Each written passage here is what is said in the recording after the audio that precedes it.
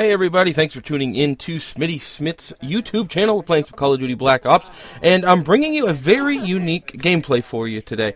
What you're going to see is my team. Now, let me preface this a little bit by saying I'm actually going to show you guys a bad game. That's right, not all my games are 30-2 or 41-10 and things like that. In this game, and you'll see as I fall off the bridge to start, in this game, nobody on my team goes positive.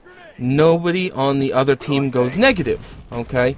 You would think because of that, we lose. Unfortunately, because the other team decided they'd rather go for kills than for the win, we win the game, alright? So what we're going to talk about is objectives, how to play objectives, what kill streaks work for certain objectives and things like that, and how you should always go for the objective rather than going for the kill and trying to get your big kill streaks. So let's get right into it. As you see right now, I think I'm, 1-2. I had one pretty stupid death. I had one of my own teammates kind of got in the way, and it pushed me off the bridge. First off, I don't like that. This is a major fail, too, my grenade toss. That pisses me off. This entire game is a game that I rage about. Even watching it now, I get pissed because the hit detection that this game has... not right here, because I genuinely missed that dude.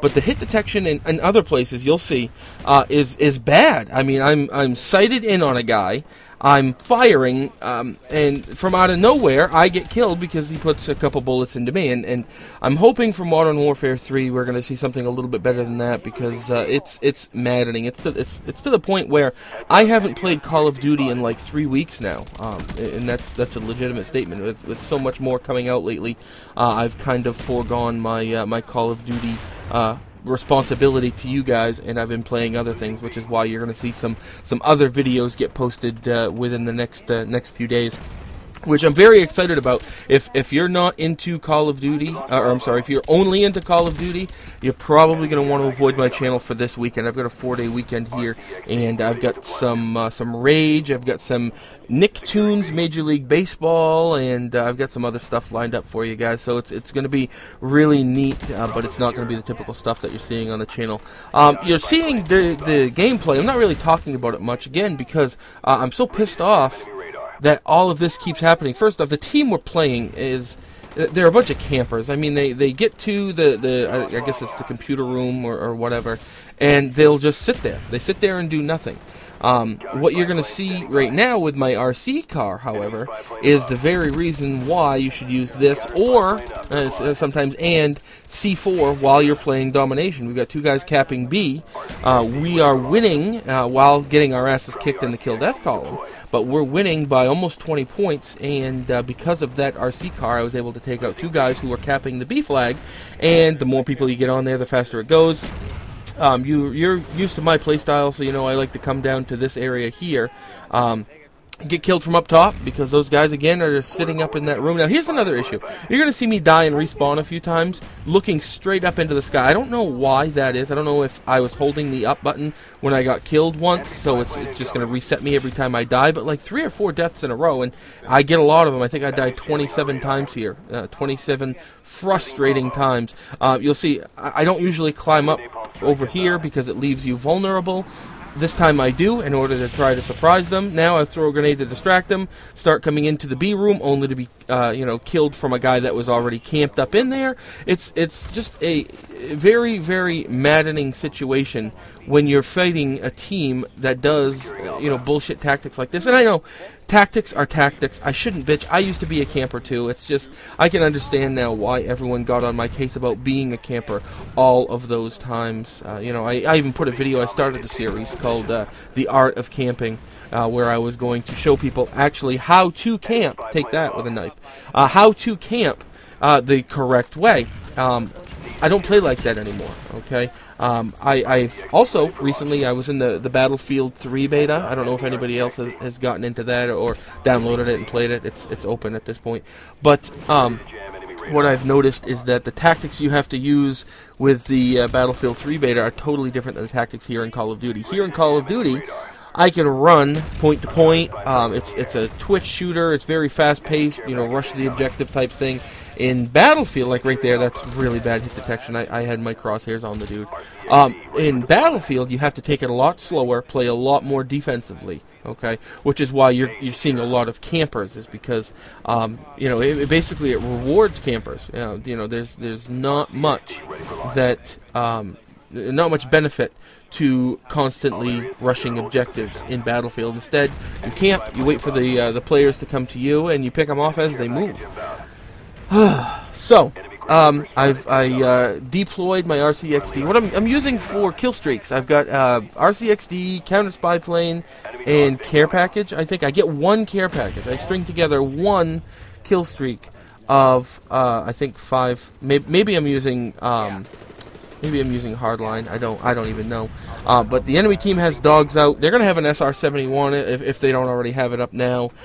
You'll see I'm trying to kill the dogs as I'm going. You'll see me land 2 or 3 shots, and there's no fucking hit markers that anybody gets, as these dogs are coming to get me. It's just, this whole game was really frustrating. So to pull out a victory at the end was very, very, I don't even know what the word is. It was very satisfying, I guess is the easiest way to put it. Now you see these guys, they keep pushing up into our spawns. We own the A flag right now, and I think they're gonna start taking it here in a minute, and I'm gonna get killed by some gas because you'll notice all of the mistakes that I'm making throughout the game. I mean, this is overall a bad game for me, a bad game for my team. And that's not common. I mean, at least when I have a bad game, generally somebody has a really good game. I don't lose a lot. I think my kill-death ratio or my win-loss ratio is above a 2, so that's really good. Here's where I'm going to get killed by the gas, toss my grenade, and I'm done. So, I think I end up going something like 24 and 27, and our top guy was 32 and 35. Enemy still camping down in corners here. I've got no defense against the guy who's going to camp with his buddy around a corner, except to toss a grenade blindly, and by then they're gone. Move to a different corner, of course, because that's what campers do, and that's how you're supposed to camp. Being a camper myself, it makes it a lot easier to read how a camper is going to move in particular rooms.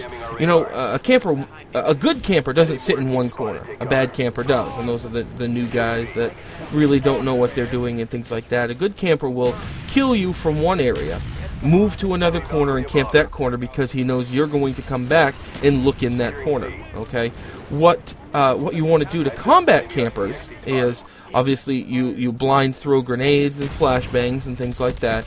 You're going to want to use things like Hacker, so you can see where the claymores and the C4 and stuff is lying, because a camper will always trap a door.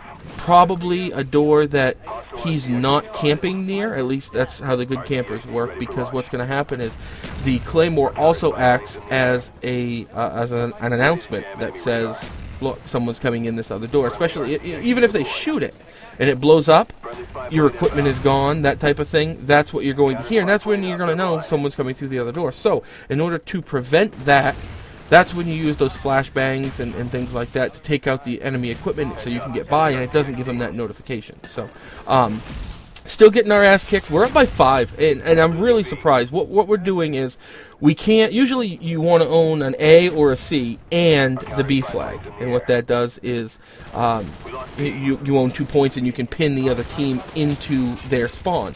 However, what we're doing is we can't get into the B area because they're camping. So what you're going to see is, in just a minute, I'm going to say, okay guys, I'm going to raise hell at the C flag. I want everybody to push B.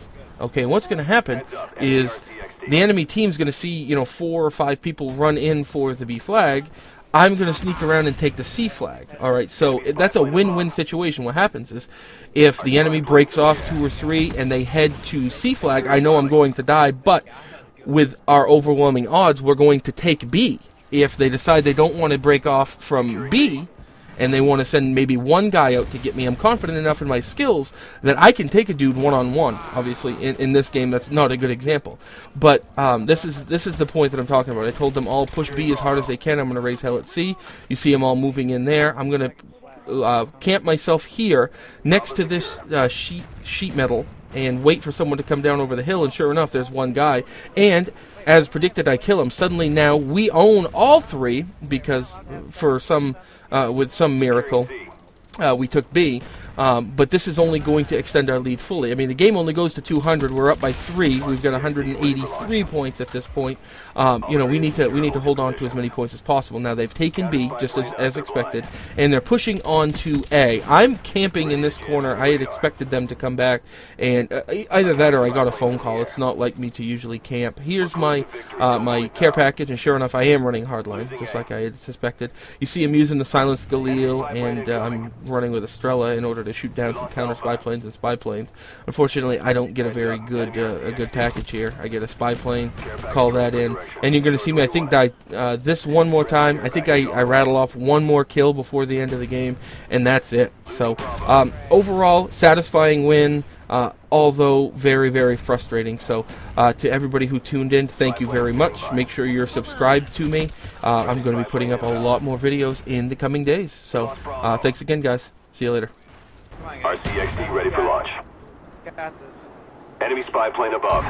Wow, this is fucking gay, man. Ah, get off the map. RCXD ready for deployment. Hostiles jamming our radar. Got this.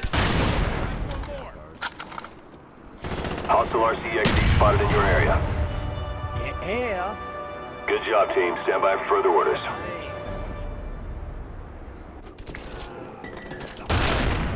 I know, that's the funny part.